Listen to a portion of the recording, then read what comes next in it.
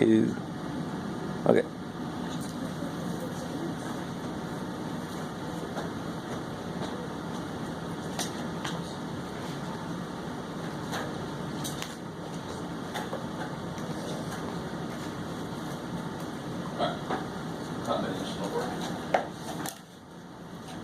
This is kind of cool stuff, actually. You take the visual away and they put all the words up here. We're not going to read all through this. I just want to point out a couple things. So this has to do with how people see themselves in relation to education. So, and kind of think about how you view things yourself. So many students believe that intelligence is fixed. That we're all born with certain things that we are able to do or not able to do, and that's just the way it is. And I see that all the time in math. You're like, I'm just not a math person. I can't do this. This is what I was born with. Leave me alone. Good Lord, right? That's insane. I mean, nobody's born with anything. We have predispositions for some things, but intelligence and what we know can obviously be changed over time. So this is true. They've done studies on this. You can measure how, if you have a fixed mindset, like you believe that your intelligence is fixed, and we'll talk about what that kind of relates to with what people do if you have a fixed mindset. And then there are other students that believe that intelligence is something that can be cultivated through effort in education. And that's what's called a growth mindset. Right? So let me... So what's kind of interesting about this, and I could put this up on the website, I think maybe if you want to look at it a little bit deeper. They looked at these students that were going into 7th grade and they measured if they had a fixed mindset or a growth mindset, and they all went into the 7th grade. All these students they looked at with similar achievement, like on a test they took, they all had the same level of understanding at that point. But those with a growth mindset knew more at the end of 7th grade because they actually believed that effort would lead to understanding, and then they understood what they were doing better. So you have to ask yourself, am I getting in my own way because I think that I'm born with a certain amount of math knowledge, and therefore I'm not even trying to understand the math because I kind of see there's no point. I don't know math, so I can't understand math, so what's the point? I'm just going to sit in this chair, come to class, and hope that passes me. Well, that's not going to get you anywhere. So those people with a fixed mindset, weehaw! These freaky bodiless heads appear. We'll get over that. With things running through their head that looks a little painful. Again, I watched too many zombie movies. So with a fixed mindset, it leads to a desire to look smart. You don't have to say anything out loud, but just say to yourself, well, shit, that's me. And therefore, a tendency to avoid challenges, give up easily, see effort as fruitless. There's some more stuff over here, right? But this is kind of related to the people that they actually don't know what I'm talking about. But when I say, how are you doing? You guys understand? They're like this. And in their head, they're like, I have no freaking idea. But I just want you to think right now that I do know what you're talking about, right? What sense does that really make? It doesn't make any sense. You're not supposed to know everything that we talk. That's why you're in this class. So it's fine to go, actually, no, I don't have a freaking clue what you just said. Maybe don't say it like that. Maybe be a little more tactful. No, freaking hell you're talking about. Maybe so. Can you say that again a different way, please, Mr. Wall? That'd be great if you said it that way instead. But you guys understand? You guys say to yourself, if you're this person, you know that you're this person, right? If you are this person. And the thing to realize is, this isn't true.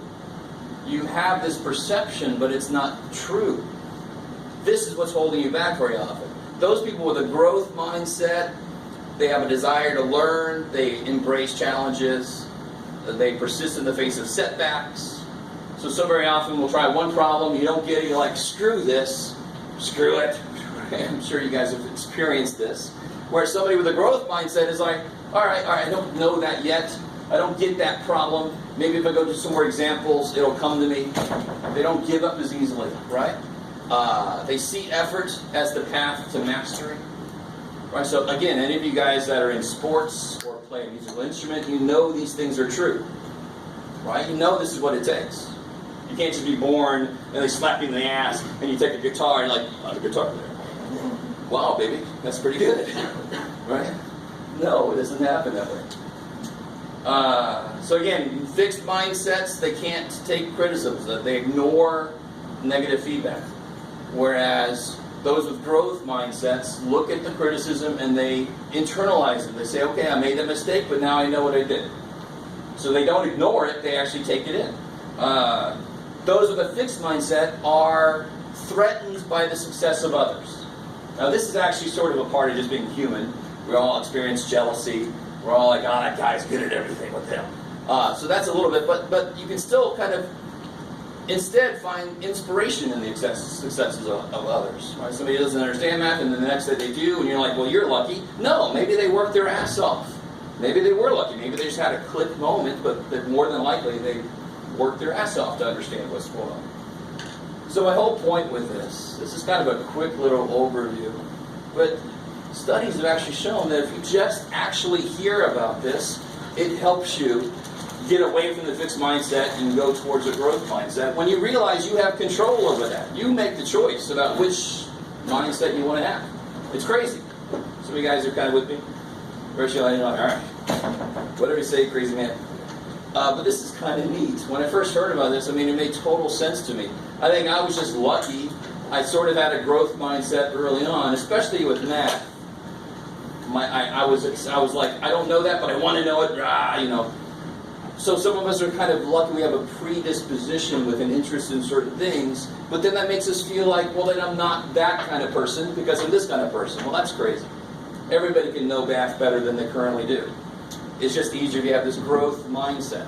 You're okay with setbacks. You're okay with negative feedback. You expect that. Mistakes are what make us go forward. All right. So that's my little spiel about that. So maybe I'll put this up on the website, so if anybody's interested. It's kind of neat, the studies they did, and you get a little deeper into what these things mean. Cool. All right. Okay. All right. So let's go back and look back at this. Everybody's got this? I think, let me see. Who else just came in? Anybody not get theirs back?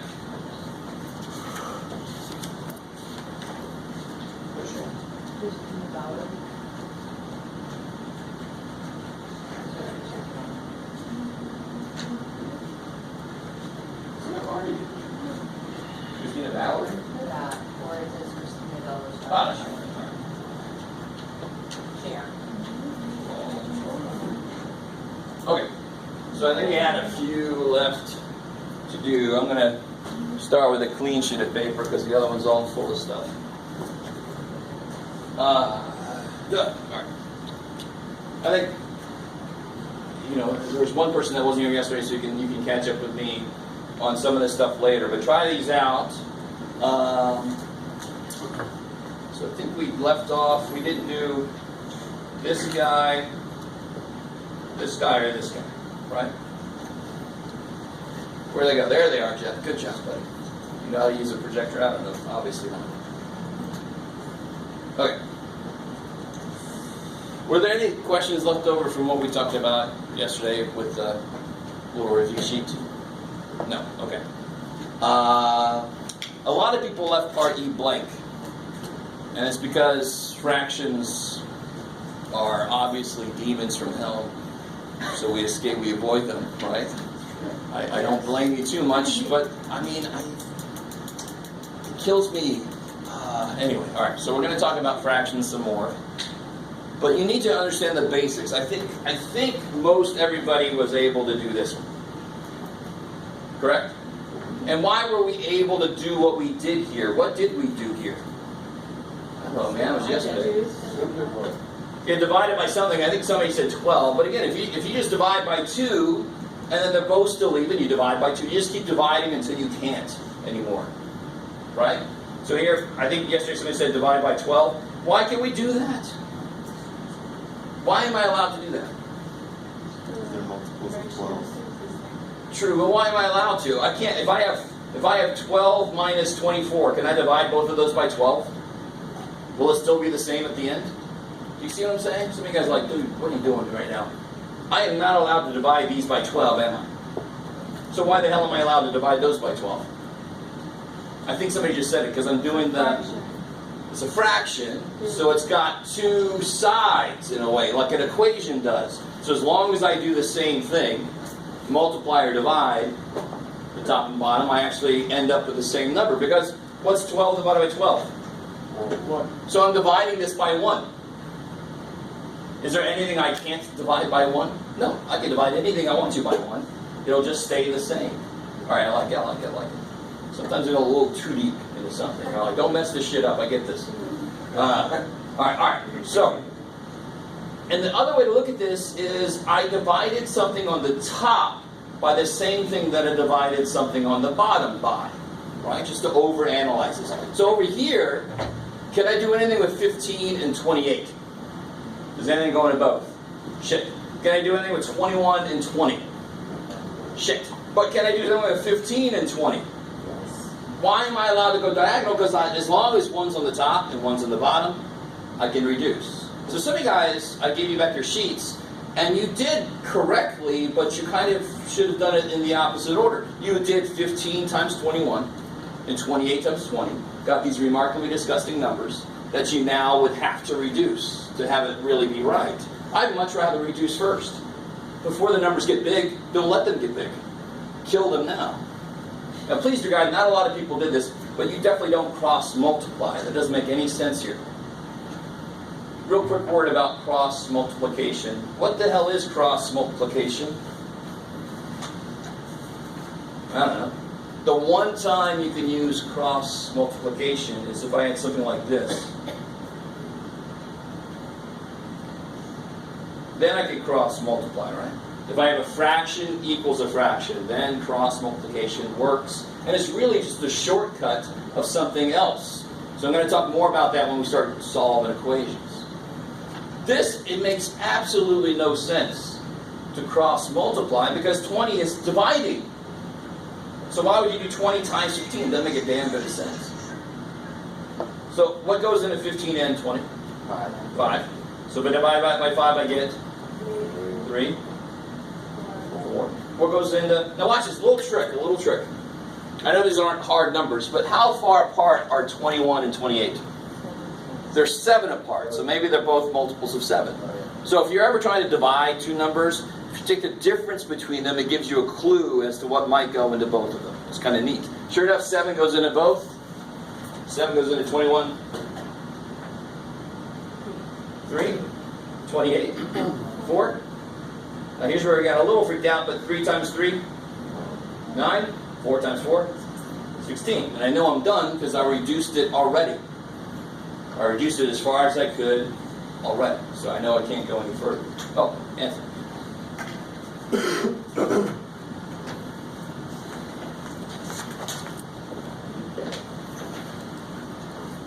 Alright, how we do it? Is that cool? Is that alright?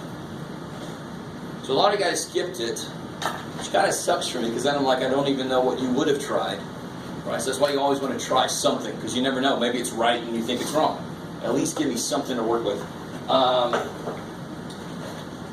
What about part F? A lot of you guys, if you're able to do part A, at least to start it, that's really what part F is. It's just two of those same kind of problems. There's a problem up on top and there's a problem on the bottom. So how do we do the problem on the top? What would I do first there? What's my order of operations? Exponents.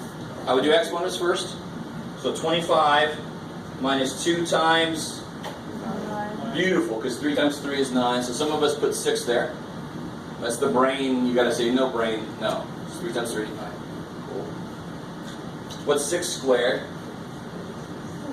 36. What's 2 cubed? 2 times 2 times 2? 8. Coolness. So it doesn't make any sense to power through these really quickly, because if you made a mistake, the whole thing's wrong. It doesn't make any sense. You want to take a little bit of time to make sure you're looking at it right. 25 minus what? Because you do subtraction last, right? You multiply before subtraction. 25 minus 18 over, what's 36 minus 8? 28. Crazy. All right. Well, and just let me say this, because people do have trouble with this. 36 minus 6 is 30. That's easy, right? And 8 is 2 more than 6, so I got to go 2 further from 30 down. It's 28. I mean, that's the real quick way. Common Core math kind of incorporates that, and people are all like, holy shit, what the hell? But that's a great little mental way of thinking about how to subtract. And the more you do that, the more you memorize some of these answers, and you can do it quicker. So what's 25 minus 18? 7. Okay. Now, real quick word about this. This explains why some people think division is last, because in this problem, what did we do last?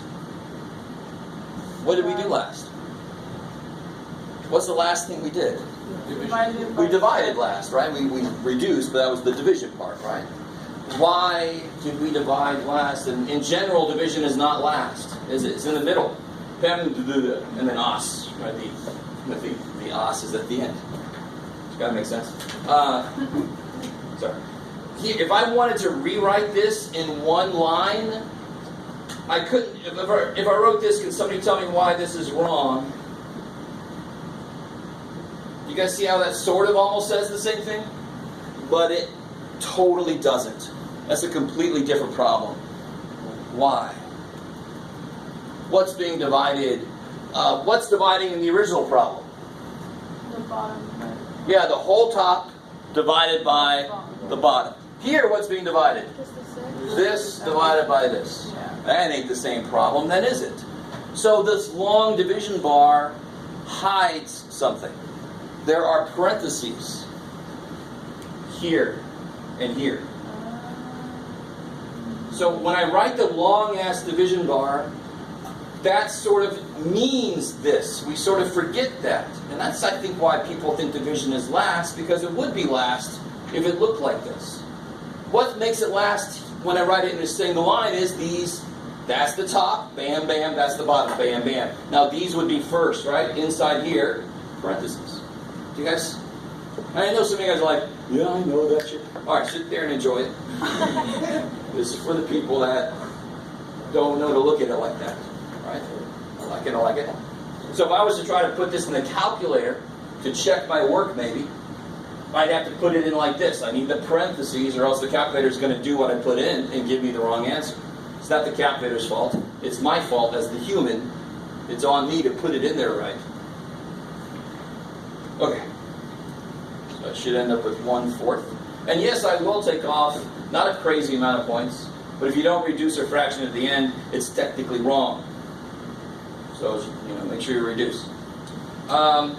This one, a lot of people made the same kind of mistake. So let me take a second. How do you read this? Read that to me. Be really careful now. Say it again. 7 is less than 11. It's an emphatic statement. It's a direct statement. 7 is less than 11. Thank God that is true, because I wasn't even thinking when I wrote it down. 7 is less than 11. Now, if you had $11 and I have $7, I have less money than you. How much less exactly do I have than you? If you have 11 and I have 7, 4. I have 4 less than you. 11 minus 4. So is less than is that simple. 5 less than 3 is 3. Take away 5. It's 3 and then 5 less than that. Do you guys see that? Is that cool? Alright, the crowd goes in. Alright, so a lot of people made that mistake though, so hopefully, I was hoping to see a few more reactions. You guys see the difference between those two. I appreciate that everybody wrote the right symbol if it would have had the word is in it. I don't know if you guys know, you know about the alligator bullshit, right? But to me, the less than symbol is the one that looks like an L. Well, that just kind of fell over. No? Yes? Right? Less than looks like an L that had a rough night. Oh, man. Alright. So that's a little less than. No. Enough of that. So what is 3 minus 5? -2. Cool. I like it. Because it says simplify. Yes, sir. I simplify was just reduce it down, right? The base 5 and you go solve. Oh, the word solve is used in connection with what kind of thing? Who knows? What do you solve? An equation. Equations. Because you get a solution for an equation. When I have an expression, that doesn't have an equal sign, then I say simplify. Simplify means carry out the operations. Okay. So if you stop at 3 minus 5, there's an operation you haven't done. So you didn't simplify it yet. So that's beautiful. I love it because I speak a different language, and I have to kind of make sure that you understand the words I use when I speak that weird different language. So please, dear God, stop me if there's a word I keep using. I'm like, I'm not sure what that word means. Inconceivable. I don't think it means what you think it means. No Princess Bride? No? Okay. There you go. If you had never seen The Princess Bride, you would do it. Do we get extra credit? Oh, listen to that. Your life is enriched. Is that not enough? Don't worry. Sorry. That was beautiful. I love you. I always ask for that, but I'll always shut you down. And we did that one already, didn't we? Yeah. I've seen it in that case. You've seen it? Yep. Oh, good. All right. We did this one the other day, right? Product. We didn't do this one? I thought we did. So what's the product? What's that word mean? Multiply. Multiply. So what is the product of 9 and 8? How do I write that? 9 times 8. 2 more than that. 74. I love it. So 74. Because you got to multiply first. I like it. Cool. All right, so we're definitely not done with chapter 1 yet. We got to go back and fill in some blanks, right? There's a whole section 1-4, that I want to definitely focus on at some point. Maybe not today. We'll see how far we get. Cool. I like it.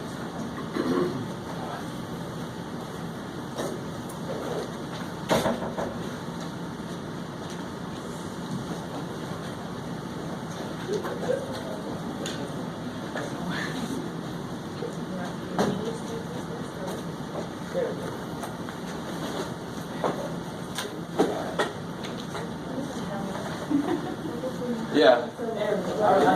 It's like a logic puzzle, these chairs. Helen. I was trying to register for your class. All right. Ship.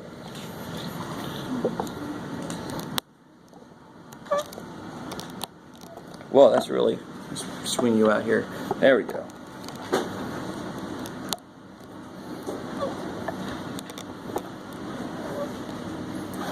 All right, that'll work if I just put it there. Cool. Go ahead. Has anybody started on the homework? Yes. Yeah? Okay. So, I mean, at the beginning of any class, I take time to answer any homework questions you guys have. So, anybody who started on homework, do you have questions? Yes, sir. There was, I think it was 21. It was 4 to the negative third power.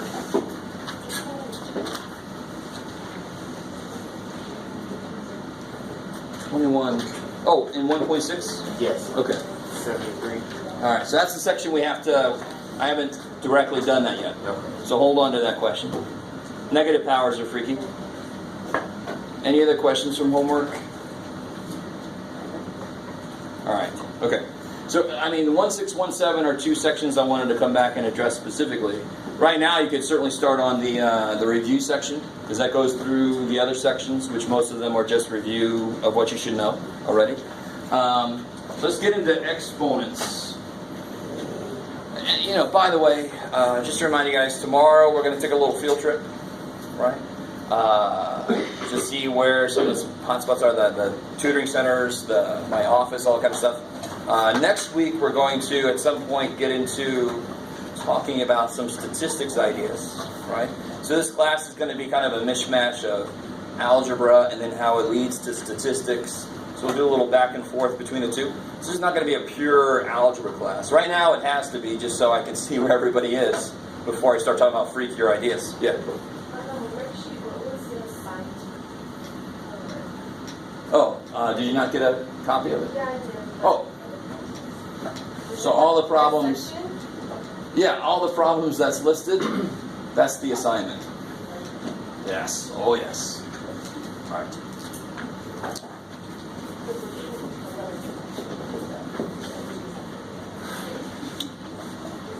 So right now you can start on the review. 1.6, hopefully most of you guys know the basics of exponents. The funny thing is, all the properties of exponents come from the fact that math people are lazy or frugal with their time, depending on how you feel, if you want to be nice or not. So what do I mean by that? There was this dude, and this is not exponents yet, let's just talk about the idea. There's this dude back in time, and this is not far from the actual history, but it's not quite the actual history. This is more like drunk history, I think. Who had to write that many times. He's trying to write his paper, trying to talk to people about stuff. And he got tired of writing all those frickin' X's out, so he thought, there's got to be a quicker way to write this. And of course, what's the quicker way to write that? 5x. Okay. 1, 2, 3, 4, 5. So he said that only makes sense. Now, if you just take a step outside of looking at math as something that just exists and you got to know it, and realize it's something that was invented by humans. Math didn't exist before humans made it. You kind of with me? So he could have put the 5 anywhere. He could have put the 5 there, and then we would be talking like 7x plus 6x equals 13x. But, thank God he didn't do that. It's weird. Right? He put the 5 out here. Or it could have been a she and a he took credit. That's the way a lot of it worked in the past, too. Sorry, we're finally catching up with gender equality in math. Yeah, eventually we'll get there. So 5x, is everybody kind of with me? This is another thing I want to make you guys understand, like the square root symbol. It didn't exist. Aliens didn't say use this or we'll blow you up. We had to invent it. We had to tell people what it meant, right? And that's what you guys do now is you catch up with, oh, that's what you guys mean when you write that. That's what you guys mean when you write that. You're just catching up with the shorthand that we made up. That's what, like algebra is in class. So this other dude, he had to write this, and he was just too late. This guy stole that. He's like, oh man, shit. I got 5 x's also, but I can't write this because that means this. So coefficients mean addition. So he said, all right, let me write it there. Now it looks like division. I'll write it like that. No, that just looks freaky. I'll put it there. Sure, why not? Do you guys understand what I'm trying to say? I mean, it's just a way of quickly telling somebody how many of something I've got multiplied. That's it. That's all they are. Why are they there? Because that's where the dude put it, and everybody else said sounds good, and the one guy that didn't like it, they killed him. I really don't. All right, there, everybody likes it now. Yay. It was rough. All right. You guys, all right, cool. So every property of exponents that exists comes from this very basic, I don't want to write all that shit, so let me just write like that. So for example, one property of exponents is, what do you do when you multiply like bases, like this? Well, what does this mean? 5 x's in a row times another 2 x's. Now how many x's do you have in a row? 7. It's amazing. I mean, see, it's nothing major. Right? Your brain kind of goes, it should be 10 because I'm multiplying, but you're not. And here's where you'll really worry about me. You're like, are you on meds, Jeff? Did you take them this morning? In this problem right here, there is no 5 and there is no 2. There ain't. Do you know what I mean by that? And some of you guys are like, I gotta leave now. No. Do you understand what I'm saying? There is no 5 in this problem. There are 5 x's and 2 x's. There is no number 5 in that problem. So that's why your brain says 10. You go, brain, there ain't no 5 and 2 here. 10 don't make no damn sense. There are 5 x's, 2 x's in a chain. So of course there's 7 x's in that chain. Of course. You guys kind of with me? Because I understand that students are frustrated when it seems like, well, yesterday 5 times 2 is 10, and today now it's 7. But if you ever think I'm doing that, if you ever like, well, yesterday we did something different, and today now we're saying it's a different thing, come see me because you're not looking at it correctly. I can't do that. If I could, then math is the evilness that you think it is. But it isn't. All right, maybe. All right. So right off of this comes this. Let me kind of write this out. Please, dear God, never do this next step. But let me just show you. Of course, we know x to the 5th means this, right? X squared means x times x.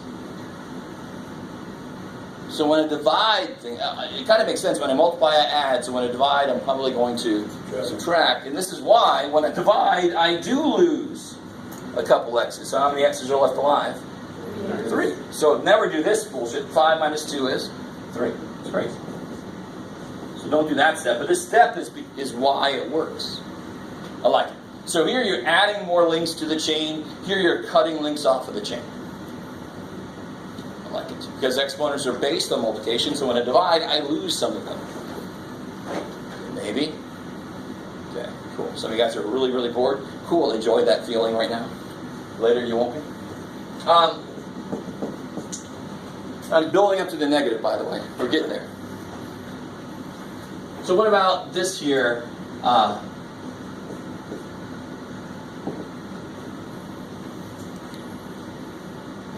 multiply the x inside the first.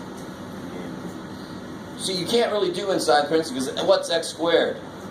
I don't know. So there's no simplification you can do inside. But what's anything? What does y cubed mean? Expanded. Y, right? Y. All right. So anything cubed is that thing multiplied 3 of them, right? So what's x squared cubed? X squared. Again, this is a step that you should never have to do. Because please, dear God, if I said x squared to the 30th power, don't write freaking 30x squares. But that middle step is why this works. And of course, how many, now what do? I apply the first thing. 2, 4, 6. So don't do that. Just multiply, right? Because what's 3 groups of 2x's? That's the definition of multiplication. How did you first learn